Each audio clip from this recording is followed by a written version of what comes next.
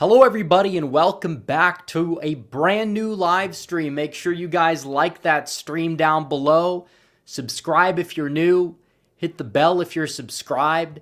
And we have a lot to talk about tonight, don't we? We haven't done a stream in about a week, but we're back. We're back in town. We're going to keep the schedule going. We're going to keep posting content as frequently as possible, ideally on a daily basis. And this is the fourth stream that we have done. Not the first, not the second, not the third, but the fourth stream that we have done after an indictment on a former president, namely former President Donald Trump, the number one opposition leader in this country, is being targeted by a justice system gone rogue, even though these things are sometimes 2, 3, or even more than that years old. It doesn't matter. You have these prosecutors. They're far left. They're targeting the former president. You have set the precedent. The precedent was set with arguably the most bogus indictment of all. And then you see the second indictment. Now we have the third and the fourth, which are arguably just as bogus. And we're going to get into it when we get more people in here. We have 191 live viewers. Like this stream. Let's get to 100 likes if we're not there yet. We're not. We're at 86. Get to 100 likes. Make sure you guys hit that subscribe button. And we'll be talking about this. I was thinking about making a video, but I haven't done a stream in a week, so we're doing the live stream. We're going to be talking about this. We're going to be talking about some other stuff that's going on as well later on in the stream. We'll get to our little segment on Today in Stupidity is what we'll call it, something that we're going to start doing here on the channel. People that we dunk on, people that we have fun at their expense because they're just dumb on the internet. We're going to get to that, mainly revolving around electoral politics. But nevertheless, Trump again facing 40 charges, 41 counts, 41 charges they're indicting him on. On top of that, they're also trying to bring him down with over 70 plus years of jail time for what? A perfectly good phone call. Once again, the first time they tried to impeach him was over a perfectly good phone call to Ukraine. Now they're trying to impeach him over a perfectly good phone call to a Secretary of State in Georgia. Well, it's not even impeaching at this point. It's throwing him in jail, but indicting. You know what I mean. They already failed trying to impeach him. They tried to go down that route. Now what are they trying to do? They're trying to go down the route of, oh, let's twist his words. Let's twist the statutes. Let's throw him in jail, lock him up, throw away the key. That's what this is about. And we're going to get into why. We'll get into the 11 key takeaways. But first, let's make sure that we cover what was said on the phone call. Because people will come in here and say, well, he did illegal things on the phone call. He broke the law. How exactly did he break the law? We're going to get into why. But all of these counts are nonsense, and we know it. You have dollar store Stacey Abrams down there in Atlanta is trying to throw the book at Trump for what? For a perfectly good phone call. And we're going to read the transcript or what the main key part is that they try to get him on. But make sure you guys send in super chats if you have any questions for me. I'll answer them during the stream when we get time. We have 300 live viewers almost, so that means we're going to get into it. So they posted this acting like it was an own, saying, Trump said, I just want to find 11,780 votes, which is one more than we have. Trump said this in December of 2020. And when you look into this, that is a fair statement. He wants to find that many votes. If you remember, they did the recount and they found these boxes of votes that they didn't tabulate, and Trump's deficit shrunk from like 15 or 14,000 to 11,000 and change. Well, Trump went out there and he said he wants to find these votes. He didn't say, find me these votes, first of all.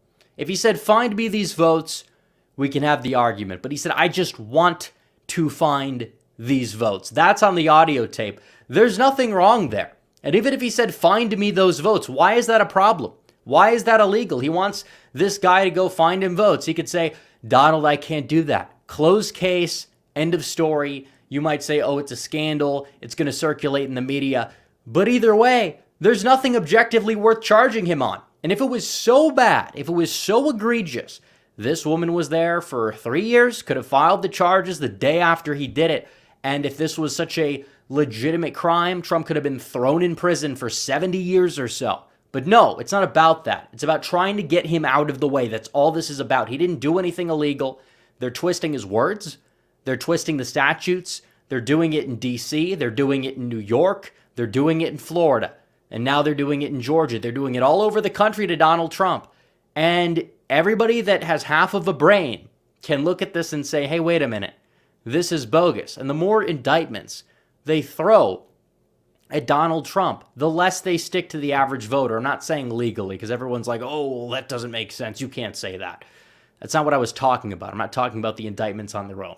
I'm talking about in the eyes of the average voter, the more they charge Trump on bogusness, even if you want to say the documents case is a problem, which we can debate that.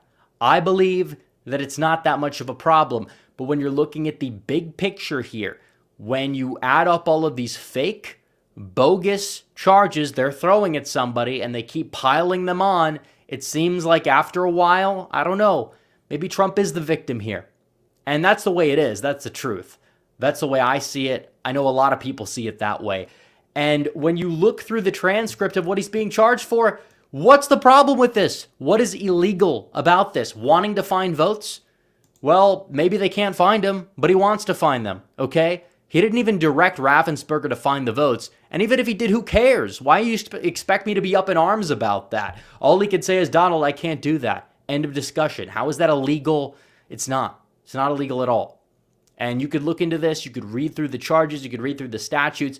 We're going to get to the takeaways, the key takeaways from Breitbart right here. So here we go. They're hitting him with the RICO. They are. The RICO statute is a tactic to secure an easy conviction of Trump, even if it is overturned. So they're trying to rush this through so they can try to get Trump on these charges. And yes, they are often overturned on appeal. We know that. It likely would get overturned on appeal. Depends on what jurisdiction that it's going to. But on top of that, we know that the Democrats want a conviction before Election Day so they could say, hey, look, it's our political capital, even though it's totally bogus and would likely be overturned. Number two, the indictment was rushed and leaked before the grand jury had voted. They leaked this before. And I'm sure if you're on Twitter, you're keeping up with the news, you would have saw that they leaked the indictment. We knew this was going to happen for days. We knew it was going to happen on Monday. It happened late Tuesday and it hit the news cycle today. Today is technically Tuesday, but I think that if anything, it was leaked. I feel like it was leaked on Sunday, if not Monday morning, but still doesn't matter. It may have violated the due process. It may have violated Trump's rights. And honestly, there's a chance that if you had a fair court or on an appeal, it could get thrown out based off of that fact alone. Number three, the DA, Fani Willis, a.k.a. Dollar Store Stacey Abrams, is fundraising off of the prosecution. She's running for re-election next year. She's trying to galvanize a lot of those donations to enrich herself and really nothing else. Same thing with what we saw with some of these DAs like up in New York, like Bragg. Bragg ran on, I'm going to get Trump. New York Attorney General, Lolita James, what did she run on? I'm going to get Trump. Nothing else. Did very poorly for running for AG statewide in New York, partially as a result. But what we know is they're trying to get Trump to boost their profile. They're trying to become these rising, grifting stars within the realm of the resist libs here, in the realm of the establishment. Number four, the indictment was announced shortly before midnight, but for no apparent reason. There was no reason for them to go out there and say, hey, you know what? We're gonna get Trump right now. This is urgent. Why did they do it? Because they wanted to make sure that this would cover the entirety of the news cycle today. And it kind of has. So they've gotten their wish. There's no reason for anybody to announce something midnight, especially if this is something that happened 3 years ago. That's the way it is. Number five, they are including lawyers, aides, and even supporters of Donald Trump. And we talked about this. It does not matter. They are not just trying to get Donald Trump. That's where it starts. Anybody, any boomer out there in the audience that's posted a meme about the 2020 election, they will face charges within our lifetime. They want to bully you into submission. We cannot allow that to happen. But there's like 20 other people that are also in this, except for some reason There's obviously a few people missing that possibly could have been there, like Lynn Wood, who was very vocal in Georgia trying to get people to boycott the Georgia runoffs and threw out some of the most insane rhetoric on a wide variety of things. But for some reason, he's not included, because I've said for months and years now that the guy is controlled opposition, and I feel like this kind of proves that it's correct. It's also funny that Jenna Ellis ends up in this mix, and she's caved. She's grifting for the DeSantis team, the same team that wants to see Trump behind bars. She's cheering on the indictments as well, but it's not enough to save her from these people either. So what did she exactly do? Did she think she was going to get out of this by supporting Ron DeSantis? Of course not. And we know that by now.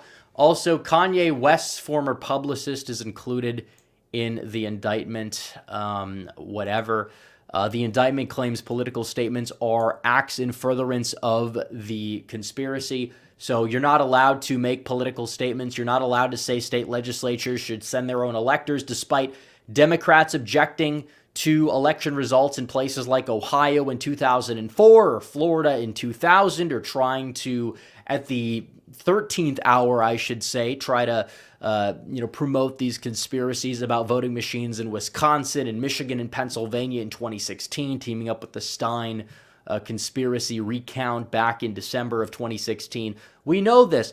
I don't forget things. These people might forget things. They have a weak memory, whatever. It's not about that. They choose to remember certain things, but not others. They're trying to indict Trump over stuff that he said on a private phone call 3 years ago that were not even illegal. This is where we're at right now. This is where we're at. Number 8 says the indictment covers conduct in other states, not just in Georgia. That includes Pennsylvania. They're probably going to try to get him in Philadelphia now. They're trying to get him all over the country. This is what they're trying to do. And it's funny because these are a lot of the swing states for 2024, and you have these like propped up rising star DAs, they'll say, that are going after Trump, and they're going to make sure that that dominates the news cycle in every single swing state. This is them trying to win the election because they have no other way. There'd be no pathway for Biden to defeat Trump if they were not doing this.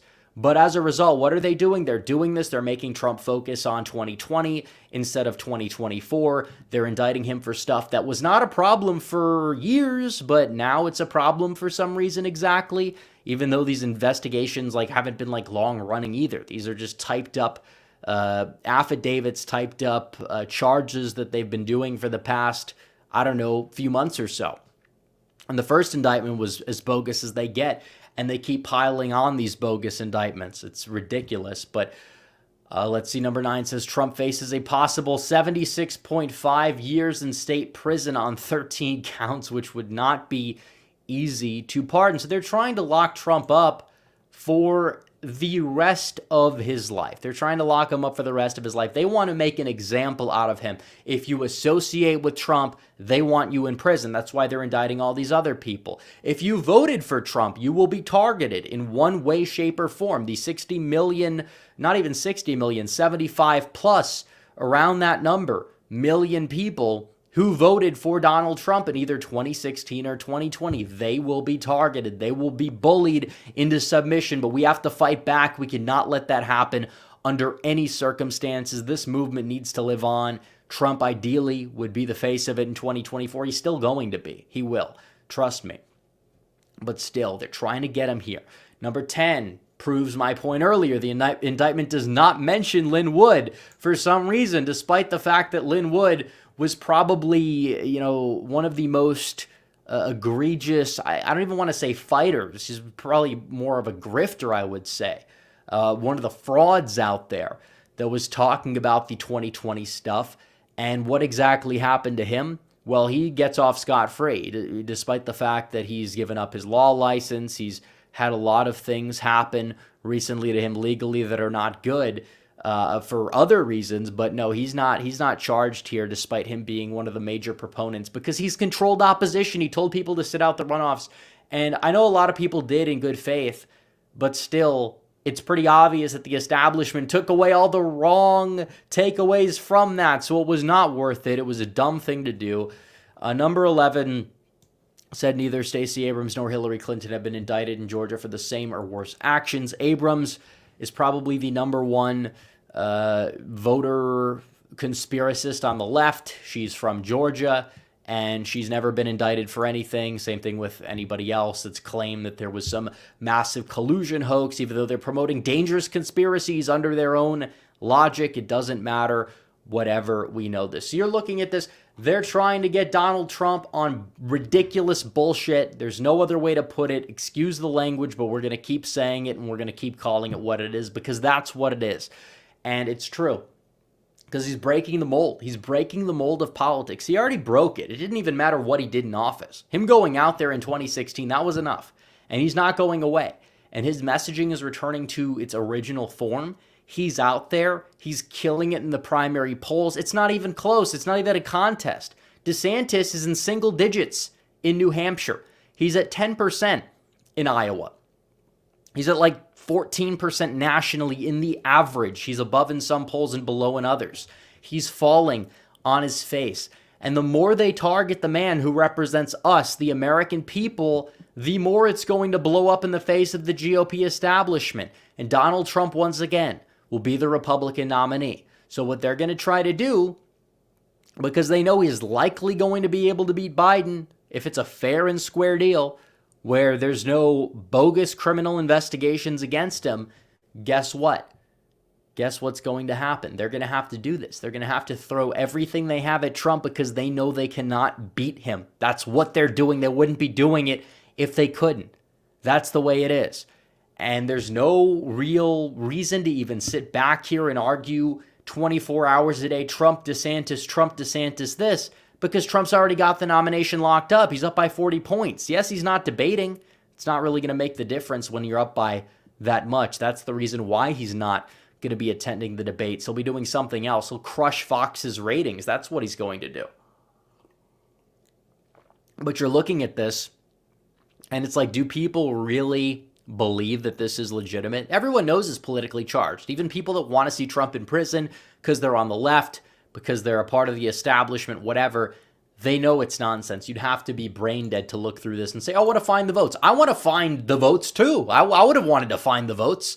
I mean, we wanted Trump to win the 2020 election. That's what we wanted. That's what Donald Trump wanted to do. Donald Trump wanted to win the 2020 election. His entire career mantra, if you've paid attention to Trump, you've listened to speeches, interview clips of him going all the way back to the 1980s and even before that, what would he do? What would he always say? He would say, never, ever give up. That's part of his personality. He's very stubborn. You could say, well, he doesn't want to take the loss, whatever. Trust me, Trump understands he wasn't dealt the best hand, so he took it to as far as he could take it, and then after he couldn't take it any further, he said, okay, we're going to try again. And now that he's trying again in 2024, now they're trying to get him. They're trying to bring him down. That's what this is about. It's about nothing else. And anybody who tells you that this is some legitimate thing, it's mainly the DeSantis supporters. Because I'm not going to sit here and argue Trump versus DeSantis so much anymore, because Trump is clearing the field. It's not even close. It's not even a contest.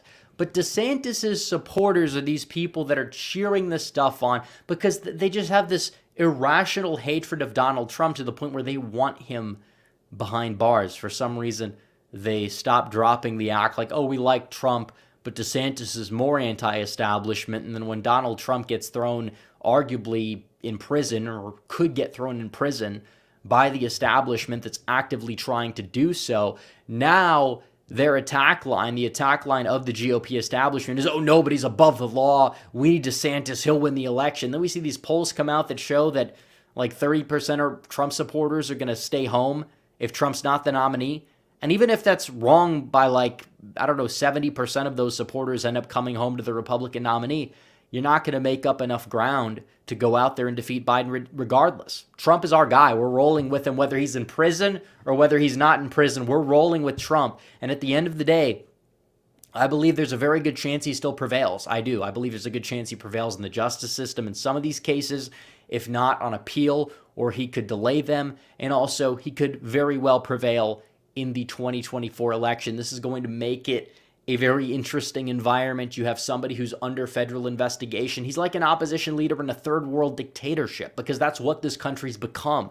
It's a banana republic, but he's still there, and he's going out there. He's going to Iowa. He's doing these rallies. They're trying to drain his bank account. It's not exactly happening. They're going to have a mugshot, and guess what? That t-shirt's going to sell millions of copies. I might buy 30 of them myself, and as a result, you see, that's going to be enough to pay for his legal fees for a while. But nevertheless, they are trying to drain his pocketbook. But at the end of the day, he's such a marketing genius that gets free media coverage. Does it exactly matter? Did it matter in the 2016 election when he was outspent 3-1? Or even in 2020 to a large extent, where he squandered a lot of his war chest in places that it had no business being squandered. And thank you, Brad Parscale, by the way. But nevertheless, Trump, he's hanging in there. And we know these indictments are bogus. We went through all the charges. We did. We look at these, look at what they're trying to get him on. Oh, it's the phone call. They're getting him on the phone call. They're trying to say that he's trying to overturn the election. Well, that happened how many years ago? Why are they trying to get him on it now? They could have written these charges up in a day if it was that egregious. But they're trying to stop him because they know his brand of politics is not going away. And they know they cannot defeat him. Again, here's a good tweet right here that I found.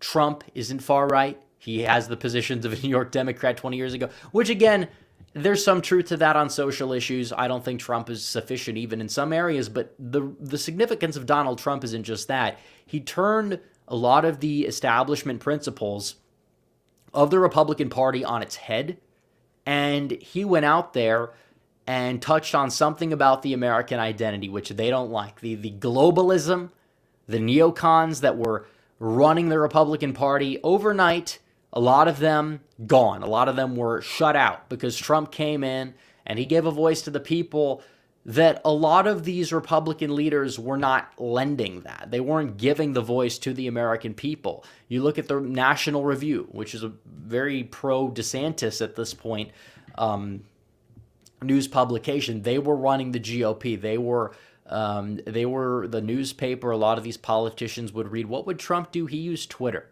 He used memes. He went out there and he touched base on immigration. He said, I am a nationalist, and he didn't care exactly what the media had to say about that. He spoke directly to the American people. He said, I will protect you. It doesn't exactly matter what they say. We'll oppose political correctness. We'll build a wall. We'll lower immigration. We'll do X, Y, and Z that you're not allowed to talk about in these spaces, but he normalized it to a large degree. And this is the main reason why they despise him so much. There's a lot of corrupt Republican politicians that you could probably throw 30,000 times the charges if you're going to apply the same standard that they're applying to Donald Trump. But you know what? Trump's a real human being, and that freaks them out more than literally anything freaks them out at this point. So we're 23 minutes in, almost 600 live viewers. We're going to get to super chats because you guys have sent in super chats, but the indictment continues. The indictment craze. Will we see a fifth indictment? What is the prediction from the audience on the fifth indictment? Is it going to come out of an election thing? Are they going to get him on the Russia hoax? What are they going to get him on at this point? Because they're opening up closed wounds because they have nothing else. They're trying to weaponize the legal system against a former president who's running and is leading the polls over the current president. That's what this is about. There's nothing else to it. This is a disgraceful disaster. Jesse Train says, do filling out RNC surveys do any good? I get tons. Well, it's worth a try. I mean, you're talking about filling out these surveys. I would honestly just go scorched earth on the survey. If they say, what do you think the number one problem facing this country is? Don't write socialism. Write the fact that the Republican establishment is turning their back on the American people, right? About the dangers of mass immigration, the decline of the American dream. That's what this is about. Doug says Trump will have a mugshot. Good, I hope he does. It's going to be a very iconic mugshot. If anything, that in and of itself will gain him support. I'm not saying the indictments will, but the mugshot, that's going to gain him some support because that's just going to be dope as all hell. It's going to be epic. Mitchell Ryan says, can this even be appealed? I believe so. It's not the highest jurisdiction, so it can be. Shout out to Joan Sclafani. Thank you for the 2. Polite Rude Guy says, I'll send him another $300. Well, that's good. That's good. Tucson PaleoCon for $20 says Trump was right. The upcoming primary debate was basically going to be an audition to be his VP. Pence and Christie lost before it even began. Well, Christie's eating his way to second place in New Hampshire. They had a poll that came out earlier today. It showed him above Ron DeSantis. He was at 9. DeSantis was at 8. It's brutal for Ron out there, man. I tell you. Oh, well, he could beat Biden. Really? He can't even get 10% in a primary. You think he can beat Biden? And that's like with total name recognition at this point. The more people get to know him and like him, or I guess you would say the more people that get to know him, the less they like him. But it's unbelievable. But it is true. And I like the idea of Trump debating, but at the same time, I understand why it's just useless and redundant for him not to debate, or for him to debate if he was going to debate, because not debating doesn't give any legitimacy to his opposition, and why should he give any legitimacy to the opposition at this point? It's not like they're actually polling within a striking distance. If he was up by 10, yeah, debate. If you're up by 20, debate. If you're up by 40, yeah, I'm not going to sit here and cry about him not debating if you're up by 40 points. At that point, if DeSantis was beating Trump by 40, he's not going to debate. Nobody's going to debate at that point if they're up by 40. Why should Donald Trump? So that's the way I see it. Benson X says, can you talk about Max Miller's tweet on religion? Yes, we were going to save that for later, but because you sent in a super chat, I will get to that. And I almost, for a while I was ratioing him. But you have a activist in Ohio, Lizzie Marbach, says, there's no hope for any of us outside of having faith in Jesus Christ alone. That's a pretty standard, Christian tweet there.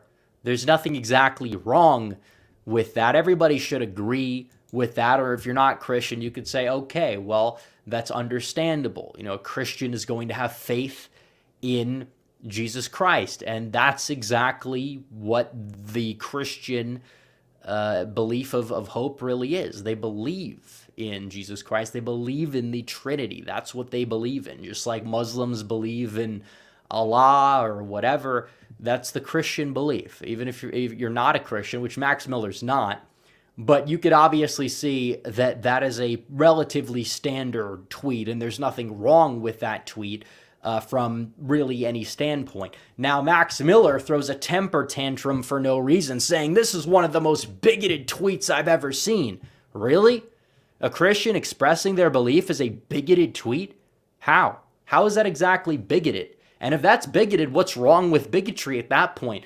Because that's just a standard tweet. It's objectively true if you are a Christian. He said, delete it. Religious freedom applies to every religion. You've gone too far. So she's expressing her religious freedom. She's expressing her belief. That's what religious freedom is. And he doesn't have to agree with that. But exactly how is believing in Jesus Christ anti-religious freedom? Max Miller is supposed to be a conservative representative. A lot of his constituents are Christians in his district. And that's the way it is. Probably north of 70% of his district is Christian, if it's nominally or not. That's the way it is. So he's spitting in the face of his own constituents. His own voter base is probably a lot higher than 70% Christian. So I hit back at him. I said religious freedom can exist within the law, but it won't save people from God's law or eternal damnation in the case of Christianity. You reject God, you reject Jesus Christ. That's exactly what you get. That's biblical. You may not agree with that, then you're not exactly a Christian, but that's the way it is. None of that is bigoted. Anybody from any group can and should become Christian. That's objectively true. Max Miller doesn't understand that for some reason. That's the way it is.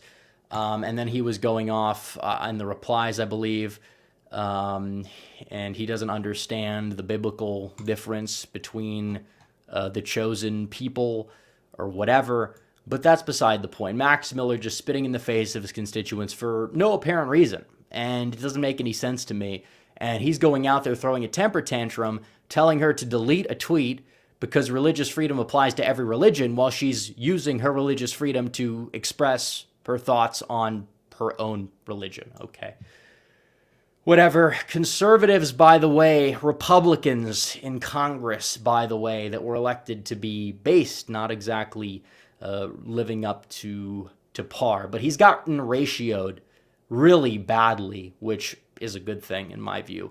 My tweet didn't exactly ratio him, but look at that ratio. 4,000 replies. A lot of those 1,100 are quote tweets, or quote posts, I guess you would say now, and 630 likes. So there you go. Max Miller felt it. He takes the L yet again.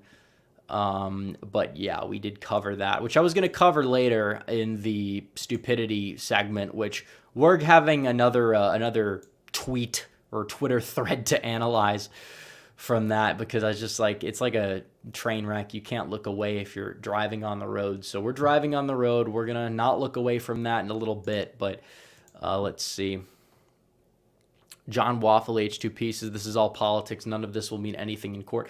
Well, the bottom line is the courts are politicized now. They are weaponized. The prosecutors are politicized. They are weaponized. And I mean, in the Miami case, or I should say the Mar-a-Lago documents case, you have the fairest judge of all, ironically enough. And that may be the case that is the least, I will say the least illegitimate. I'm not saying it's a legitimate charge or that it's going to hold up, but is the least likely to hold up. These other cases are obviously bogus, but still, for some reason, he's facing a lot of charges, and you have these liberal juries, and you have these liberal courts. We said the same thing about the Chauvin case, because we're like, there's no way he gets a murder charge in any fair court.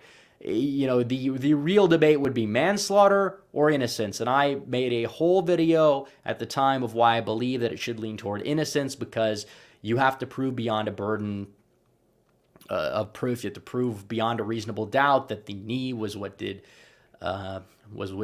George Floyd in, when in reality he had 3 times the lethal amount of fentanyl in his system.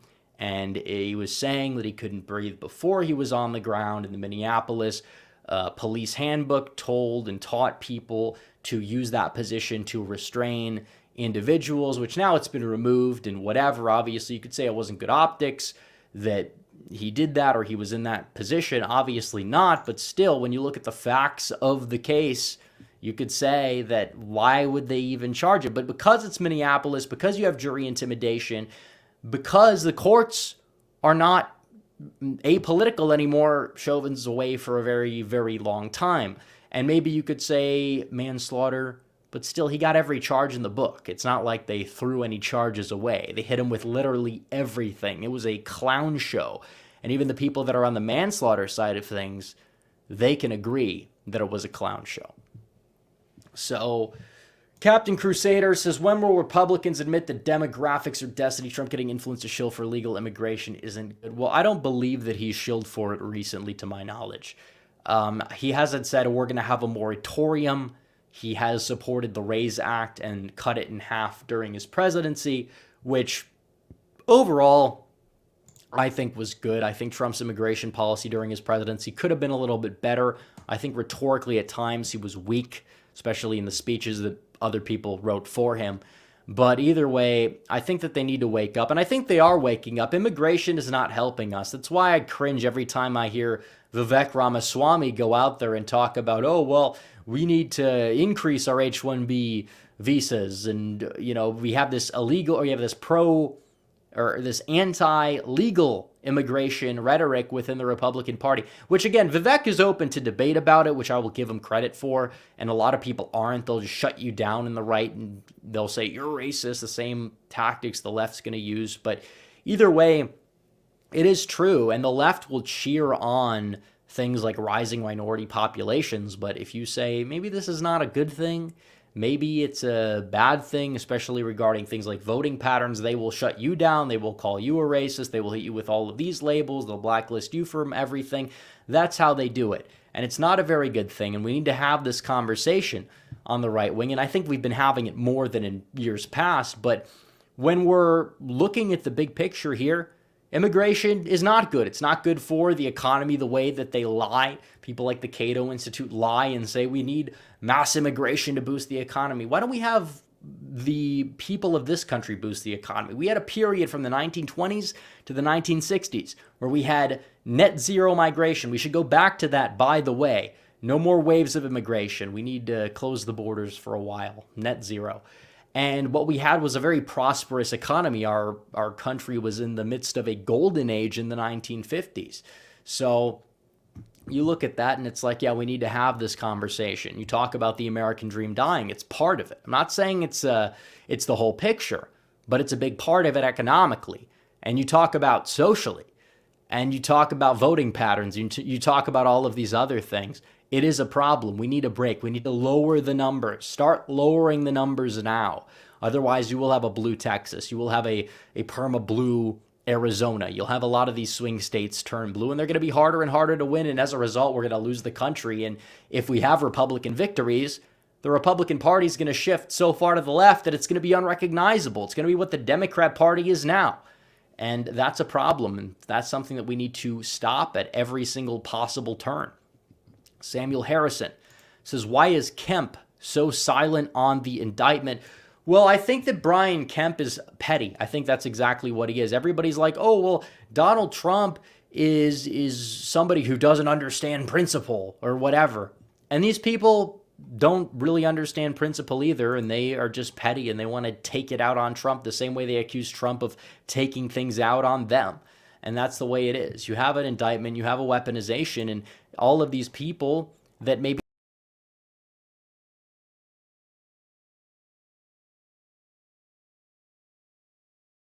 okay, we went away again. We're back. Accidentally hit the button. Give me a second. There we go. We should be back.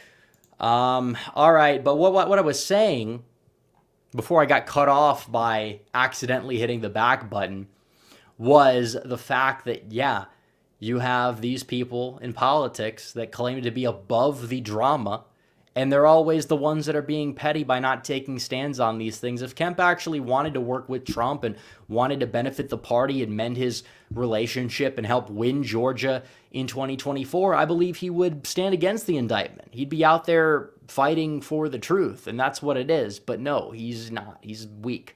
Brian Kemp is an overrated governor by many establishment standards. What has he done as governor? He only did things when he had a primary challenger. He won the primary. And what else has he done besides have more illegal aliens in Georgia than the state of Arizona?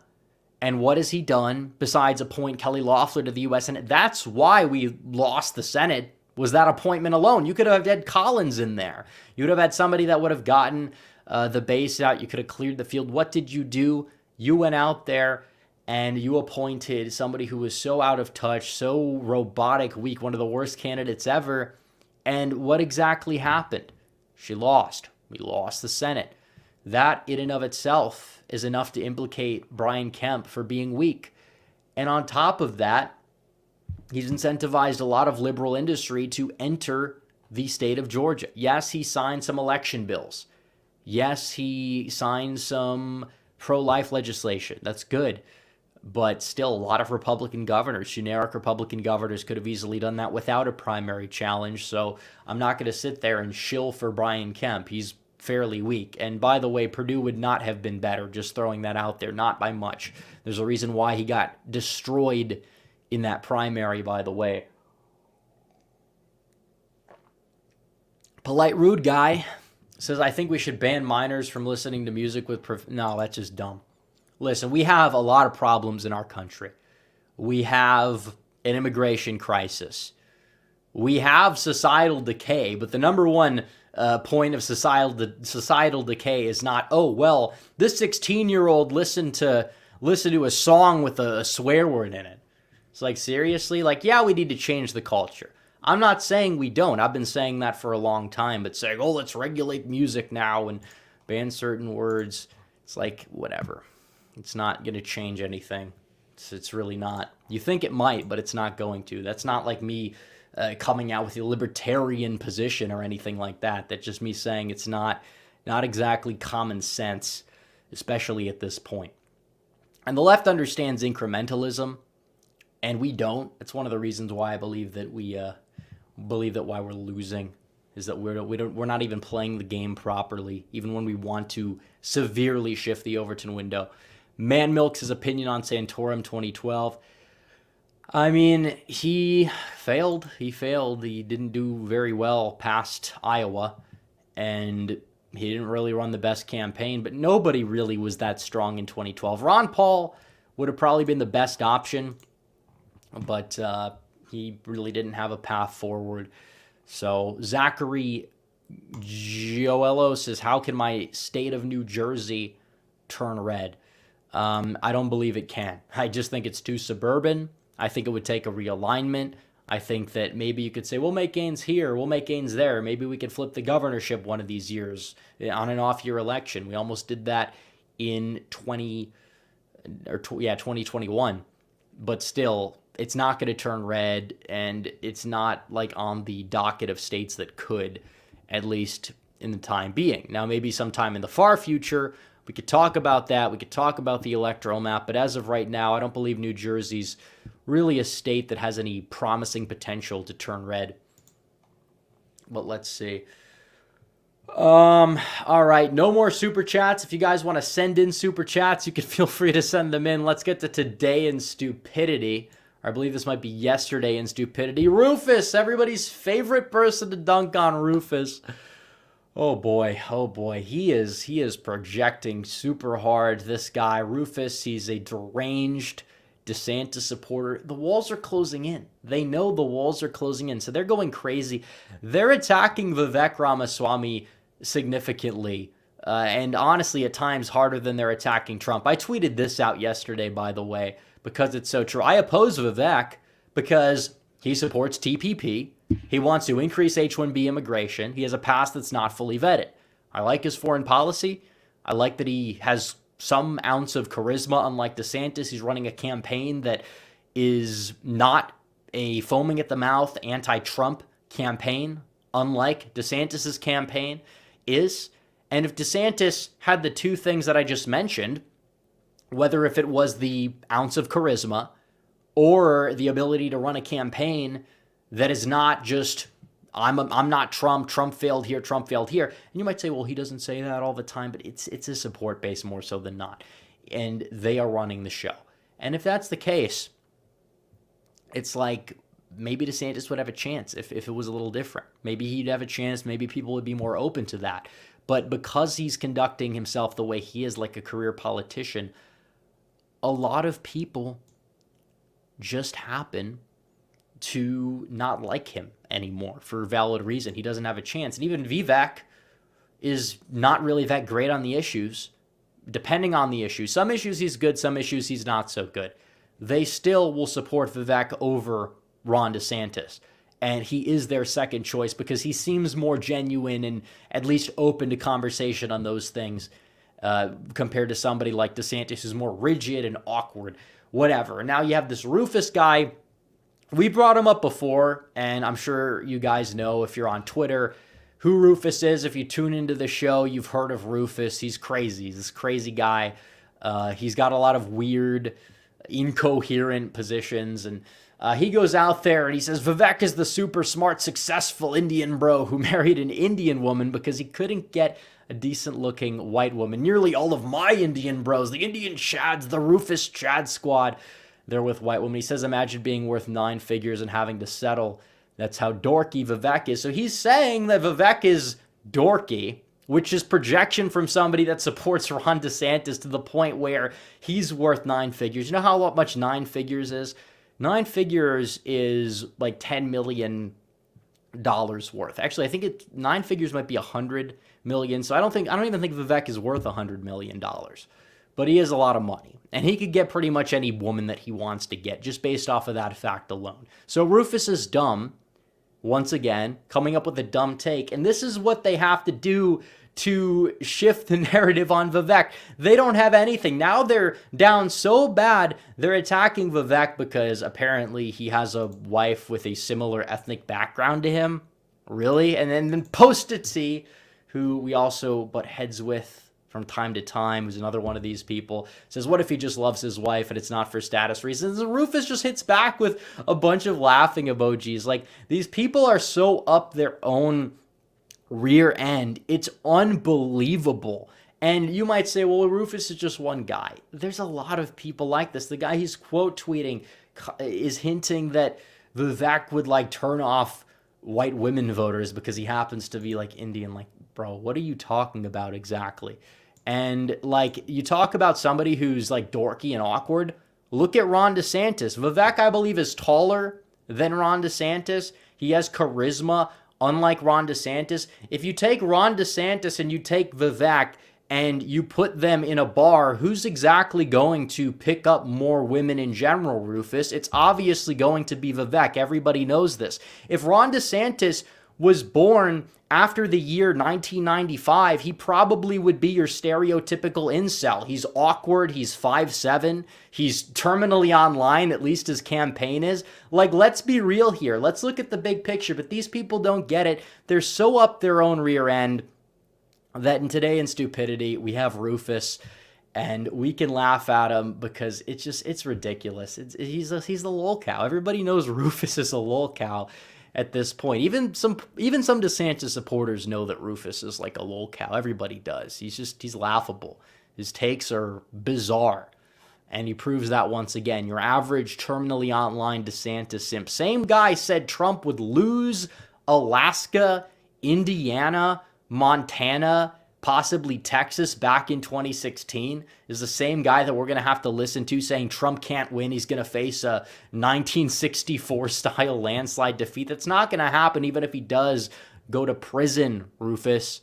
But you wouldn't know that because you have a very low IQ, unlike what you like to tell people. But still, that's beside the point. All right, guys. Let's see. We have a super chat right here. Polite Rude Guy says, do you listen to music with profanity? I mean, yeah, from time to time. There's profanity in music in every genre. There's a difference between music that is extremely sexually explicit and music that has swear words in it that just emphasize emotion, because I think there happens to be a difference there. Obviously, I don't like obscenity overall. But still, I mean, it exists. That's the way it is. And maybe we should have less of it. I don't know. I don't think you're going to be able to sit there and regulate that and have too many people be happy with that, especially overnight right now. We have so many other problems in 2023. If you see a cultural shift in the other direction, maybe that's something we could talk about. But as of right now, we have to shift the envelope. And we're always going to demand more, obviously. I'm not saying we're not, but let's try to pick our battles realistically here, and maybe we'll be able to see some shifts in the culture back to where it needs to be. I think that that's kind of the best strategy to take back our culture, take back our country, take back everything to the way that it needs to be. Christopher Laurie says, what is your opinion on the Freemasons? They hate Christianity and a lot of politicians are part of it. I mean, I don't know. I haven't researched that a whole lot. I mean, we hear all the time the Founding Fathers are Freemasons. We hear that Mormons are all Freemasons, or at least Joseph Smith was a Freemason. I don't know. I'm not the best well-versed on the Freemasons to really speak on it, but they do have some strange opinions, I guess, and I don't know how that exactly ties into them being in the political class at a very prevalent level, but still, it is what it is. Okay, 48 minutes in, but the indictment. We had the indictment talk. Will they get him? What is the next indictment going to be on? I want people to put that in chat because we did this last time or last stream. I asked the chat. I want to see what they're going to say now because it seems like everybody said Georgia. They'll get him in Georgia. He's been charged in Georgia. Where are they going to get him next, and how many indictments are they going to have? But you really expect me to believe this is genuine outrage. This is genuine outrage. Oh, Trump is going to take over the country. He tried to steal Georgia for Republicans. Oh, no. That's not how it happens. Everybody knows that's not the way it really works, but it is what it is. Something in Arizona or Nevada. What did he even do in Arizona? Everyone's saying Arizona. I mean, Pennsylvania, maybe they could see something in Pennsylvania, but they're just trying to get him, like, a big portion of the third indictment was free speech, which the First Amendment would throw at least half of that indictment out. The rest is, oh, the elector slate. It's like, okay, he tried to throw the election to the state legislatures. Is that not constitutionally possible? And if not, how exactly is that illegal that he was trying to do it? You could say it would have been stopped. They would throw it out. But they're bending the statutes. They're bending the law, trying to throw Trump in jail. And if this was so evil, so blatantly against the law, this would have been something that would have been charged instantly, because this was stuff that we knew the day of. He could have been charged and thrown in prison while he was still the president of the United States. Why didn't they get him there? Why didn't they get him right after his presidency if they were worried he would pardon himself? Why exactly? No, it's because he's running for president. If Trump faded away into the darkness, and he was not going to be the Republican nominee in 2024, then there would be no pushback. There would be no indictments. There'd be nothing. There'd be nothing, and Ron DeSantis would be the nominee, probably lose to Biden, even if he would have had Trump's support, because he doesn't exactly have charisma. And that's a problem. And possibly wouldn't even get the nomination. Maybe Vivek would have actually surged or been neck and neck. Who knows what would happen? But the Republican Party likes outsiders, especially now. And while in some statewide races that might hurt us a little bit, and maybe the outsiders should go for lower offices first, when it comes to running for president, they're kind of drawn to people that seem more genuine. And when you're just like a little off-putting and you're a little awkward and you don't resonate with voters and it seems like you're trying too hard and you focus on 2020, just like they say Trump does, he's focusing on, I did this thing in 2020, I did that thing in 2020. It's like people don't care about that anymore. Like, they don't. You could say COVID is an issue that does matter because it set a lot of bad precedents, and I'll agree with you. But to say that's going to be a winning message for 2024 is not true at all. Just like the fact that if Trump goes out there and only talks about 2020 and his grievances there, yeah, it's not going to help him either. I will concede that, because it's true. I want to hear about 2024. I want to hear about what Trump's going to do to save this country, to fix this economy, to secure our border, his foreign policy, which when he's in front of the media eye or when he's at his rallies, that is a lot of what he talks about. That's a lot of what he talks about. But it never gets covered by these people because they know it resonates with voters, and that's why they're trying to indict him. Christopher Laurie says, ironically, if all of these swing states that Biden won all indict Trump, it will make them look suspicious, meaning 2020 as well. Well, either way, it's not a good look for them, in my opinion, that they're trying to indict the opposition party leader. If this was happening in any other country in the third world, not named Ukraine, which is technically second world, but even second or third world, or even some first world countries, they would say that this is a coup, it's a banana republic, it's something that needs to be examined. The neocons would be lining up to support invading that nation. But because it's happening here, oh no, it's fine. It's completely normal. It's completely normal. Whatever. Is what it is.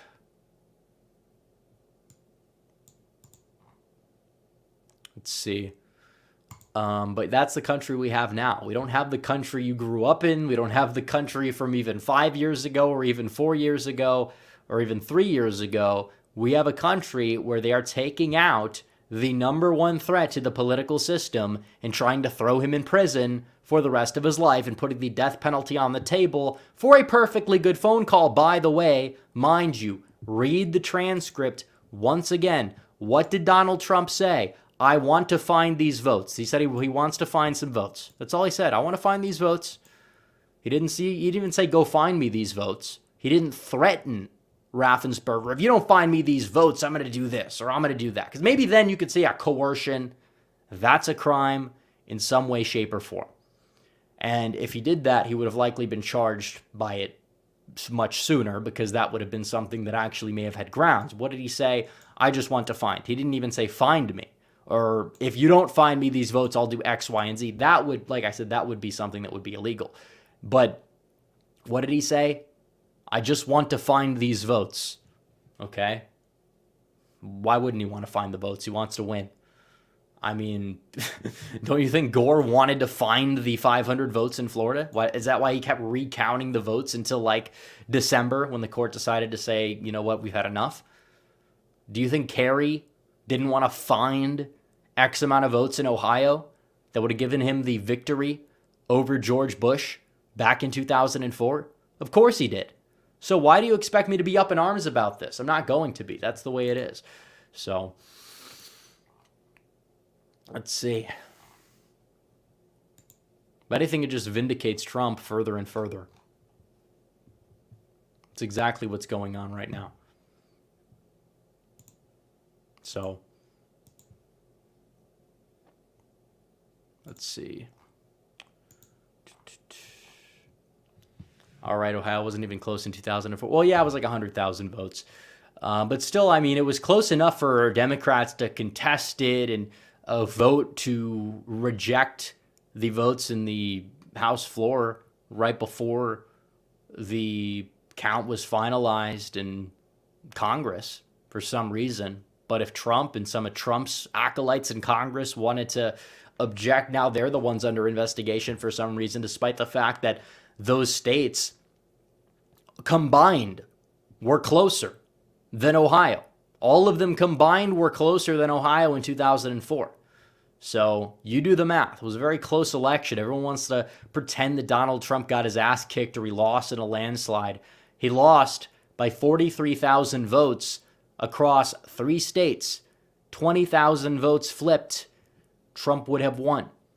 Around that number. That's less than some arenas of some NBA teams across the country or NHL teams. That's not that many people in the grand scheme of things. That's the way it is. And yeah, he could have still won. I believe that he could have done things differently and come out of there with a victory. Absolutely, I believe that. But still, it doesn't matter. You know, you're looking at this and you're saying that it's not a ridiculously margin of, or high margin of victory, but that's the way it is. And now they're trying to take him down because they know that it was very close, despite there being a lot of things working against Trump, like civil unrest, bad economy, global pandemic, you name it. And they know that he's coming back for vengeance in 2024. He's already coming back for vengeance. And now they're trying to take him down. Their midterm narrative fell through pretty quick. You're welcome, by the way. And then from there, now they're trying to throw the book at him and put him in jail, lock him up, throw away the key, possibly forever. And I don't think it's going to amount to that necessarily, but we'll have to see. They're trying to drain his bank account. They're trying to ruin his chances of victory, monetarily, as well as in the public eye. They're trying to ruin his reputation for 2024. Is it going to work? I don't know. I don't really think these charges are really moving the needle so far. As we get closer to the election, it's possible that they could end up moving the needle in one way or another. We'll have to see.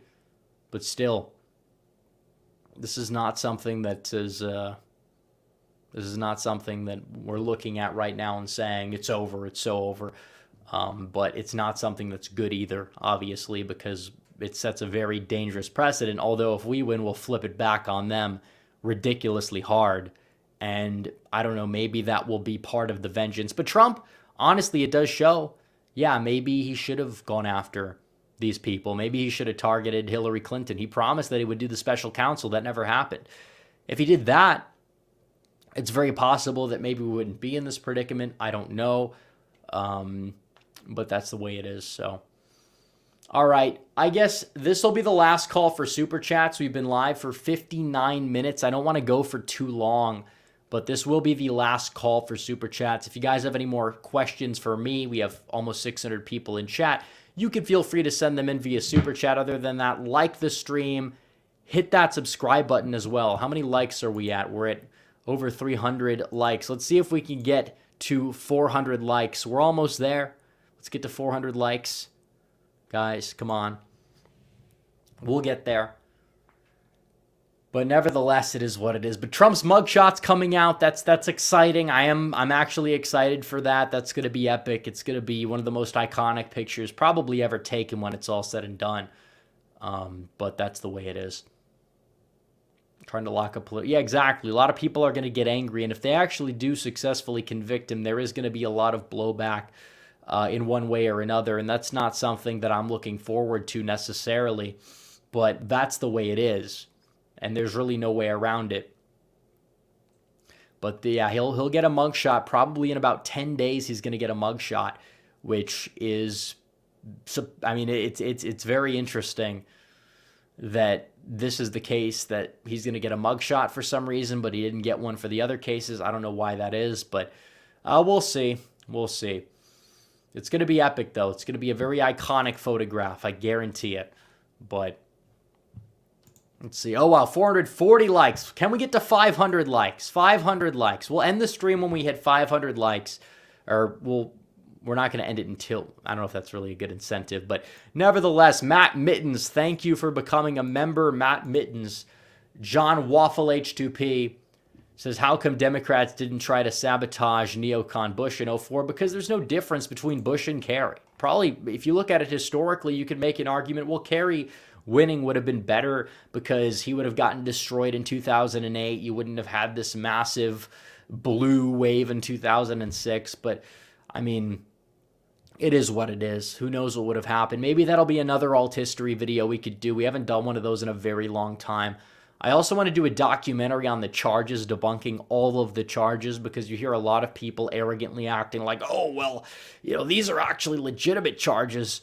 And Trump is going to go to jail, and it's over for Trump, and he's totally cooked. Like, we haven't heard that before for the past, 7 years. But either way, what is true is that this is something that will be talked about between now and then. So I think that probably it's a very good idea to do a documentary covering them, just because of the fact that it really is something that needs to get out there to the people that may be on the fence as of right now, so we can shift the narrative early. Steve J says, how is it fair for multiple prosecutors to indict over the exact same alternate elector plan?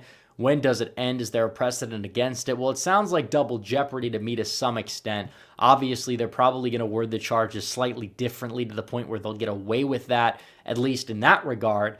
I'm not saying the charges are going to stick, but it's like you have state legislatures and you have people in them that were sending or possibly floating the idea of sending different electors to the Electoral College, which technically the state legislatures may or may not have that ability to do so. I don't think it's illegal to speculate on it. If so, is Ron DeSantis going to get indicted? Because Ron DeSantis mentioned state legislatures. He called the election a mess when it first took place. And on top of that, he was talking about a potential different slate of electors. So, is he an election denier? Is he somebody that should be also indicted? I don't believe so, at least not for that. Maybe indict him for wearing heels or something. I don't know. But we'll see. I don't know. It's ridiculous. They're trying to throw him with everything they have, and it's like the old tired nonsense, and they're doing it for one reason. They want him gone. They want to get rid of him. Is it going to work? I don't know. But let's see. How many likes are we at now? 474. Like the stream. We're going to get to 500. We're getting to 500. We're not leaving until we get to 500. I can guarantee you that much. So that's the way it is. Other than that, not a lot in the news today besides the indictment, other than the polls, which we could look at the polls in the meantime. Chris Christie in second place in New Hampshire. Not the only poll that shows him performing well there, by the way. And on top of that, DeSantis at 8%. 8% in third place in a early primary state. That is brutal. There's no cope for this. There's no cope. That's not ridiculous. His primary support has been cut in half in the last 6 months. Half. A lot of it's gone back to Trump. Another poll, which we covered in the last video, Donald Trump with a 45-point lead over DeSantis. Another poll came out that showed Donald Trump with a 40-some point lead with DeSantis in third place behind Vivek. That's the way it is. Frederick Crutchfield says, all this makes me sick. It's like a multi-dimensional public hanging, mind games, and government intimidation. I appreciate you, bro. Well, thank you. And yeah, it should. It should make everybody sick. It absolutely should. Because you have somebody that's being politically targeted by the regime for slightly just shaking it up a little bit. Nothing else. We hear from the DeSantis people, oh, Trump was ineffective, Trump was ineffective. Well, maybe not. Maybe not. I think he was effective enough. He could have been more effective. I'll give him that. He should have been going after these people more so than he did. Hindsight's 20/20, and we know that, but still, it's ridiculous what they're trying to do. And honestly, yeah, if DeSantis wants to drop out, he'll potentially save what's left of his career for 2028. If, you look at what we're seeing regarding these other people in the mix, if they want to get on Trump's good side, unite the party, they'd get behind Trump. But no, they want to waste money and time because they're stubborn and there's no path forward for them. There's none. It's not even worth debating if Trump is better than them anymore. If he's more electable, he's going to be the nominee. And because he's polling so well compared to these people, if these people can't beat Trump, they're not electable by default. You could say, well, primary electorates are different, but it's like their appeal is so narrow. And you look at their positions on things like Social Security, abortion, things that killed Republicans in 2022, which I'm not saying that they have the wrong opinions on them, but I'm saying the way they've navigated them recently are not electorally viable for Republicans compared to how Trump is navigating those issues, to the point where it's like, yeah, Donald Trump objectively has the upper hand over these people. That's the way it is. So we're at 501 likes. I think we can end the stream. I don't think we're going to have any other super chats. I will look in regular chat for a couple of minutes or so before we go. What are my thoughts on Brandon Herrera running for Congress? Well, that's good because Tony Gonzalez is one of the worst congressmen on the right, and he is being primary challenged by several people, which in Texas, you have the runoff system. You can have multiple primary challengers, and that's a good thing because it takes votes away from the incumbent. So yeah, I welcome the challenge. Obviously, there's other people in the race, but still, overall, I'm not going to complain about that because you have the 50% runoff threshold and you do have the runoff. So that's the way it is. Let's see, what's my ethnicity? I am Armenian American. That's technically what we go with because that's the most accurate. Yeah, there's some other things in the mix, but it's mainly Armenian. Let's see. Trump will rake up millions from selling his mugshot. Exactly. I said that. He's going to sell at least a million copies of the mugshot t-shirt. I mean, you would have to say. I don't know. Let's see. Do you think DeSantis ends up hitting the delegate threshold in New Hampshire? I think theirs is lower, so maybe. But if it's like 10%, maybe not. It depends. If it's like 2% to get one delegate, yeah, he's going to hit it. But still. Oh, well, I will say that when it does get released, I'll wear the mugshot t-shirt on a stream, if not multiple streams. I will say that. I'm looking forward to it. And pretty much everybody in chat agrees that they want one of those shirts, so that's good. All right, guys, we're going to end it. Like the stream down below. Subscribe. We hit our goal, 500 likes. Let's go. And I will see you guys on Thursday with another stream. Hopefully we have more interesting developments taking place. But anyways, guys, thanks for watching. Red Eagle, out.